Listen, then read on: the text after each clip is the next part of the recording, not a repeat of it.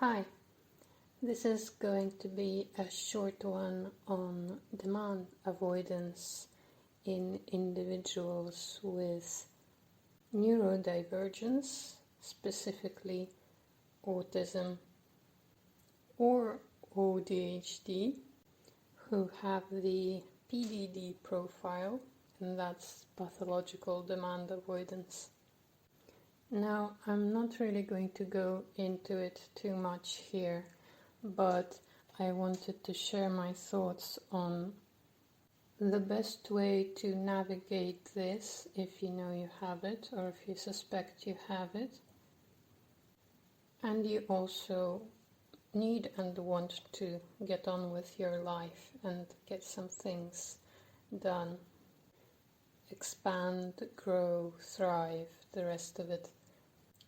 So the core of this is that an autistic person with PDD has a very high need for internal governance or self-governance. And so some kind of instruction coming in from outside or sometimes inside as well tends to be rejected, and often some kind of annoyance or aggressive reaction also has to be navigated internally. So my main take is that the easiest way to start dealing with it and get something done without really doing too much inner work and like years of this or that is to just respect it for what it is. So this person really has an aversion to following some kind of instruction, whatever form it takes and wherever it's coming from. Well, yes, okay, this is what is happening. You probably need to be doing this for yourself, though, like your own compassion for that specific reaction of yours is primary. And then maybe you do, maybe you don't have people who are willing to deal with you as is, you know. I hope you do, but, you know, life is various in its multitude of fascinating forms. So you start off with compassion for yourself and the state that you get into once faced with this demand. And then you create an amount of time for yourself to give yourself a very patient and very thorough intellectualization of this specific thing. So essentially you want to tell yourself why doing this thing would be nice and good for you, even if it takes you like 3 hours of explaining and convincing yourself. But also it has to speak to you and your values, because each one of us is very different, and what one of us thinks is nice, good, practical, and rooted in the most foundationally sound principles of life is not going to be the same for someone else. And since you know yourself best, it's very likely that you're going to be the person that is going to know how to speak to yourself about this. But it really has to be that personalized. It can't be just like we try to solve it by, well, I need to get this done because then things won't fall apart or something. So just to get some ridiculous example, I need to have my dishes washed because otherwise the place is going to be a mess and I won't be able to eat my food the next time that I want to eat my food because all the dishes are dirty, right? You can be placing that demand upon yourself, or if you're living with someone, you could be having that demand coming from them. And then the demand avoidance kicks in despite the fact that you do know why you need to have your dishes all washed. So that approach won't work, and you know it hasn't worked for you if you're still listening to this.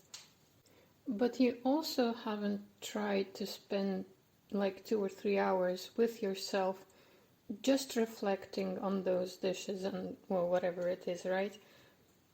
You probably are just avoiding the situation itself as well as the thing that you need to be doing. So you just get angry and you switch to something else, or maybe you get scared and you switch to something else. Something happens in you, right? But you don't really need to be fixing your demand avoidance at this point in time. However, you do need to work through your relationship to this task right now.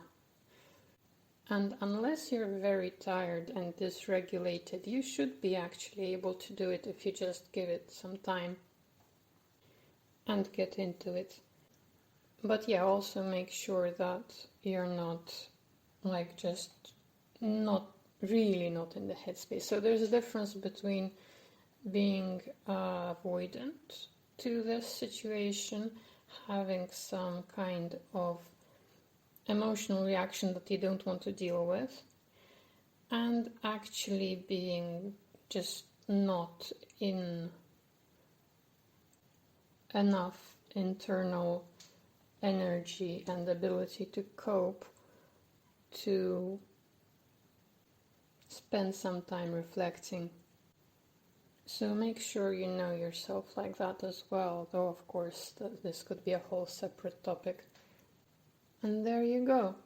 Eventually what you're looking for is when you finally hit a point where you can be even inspired to do that thing.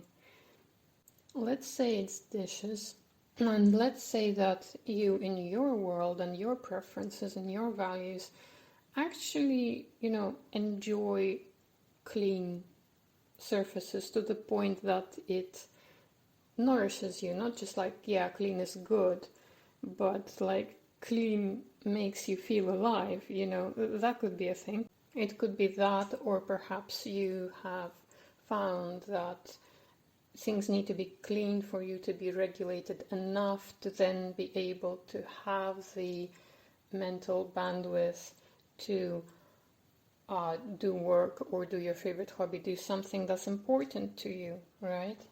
And that's also a thing where you have to know yourself to that extent. So you need to just sit there, talk about this thing, just deal with your kind of rising emotion, but also reflect and reflect and reflect until you connect this task to the thing that matters to you to the point that it motivates you, right? And the great thing about this approach is that if you do this and you give yourself the time and you manage it, even if you don't manage it straight away, but you will.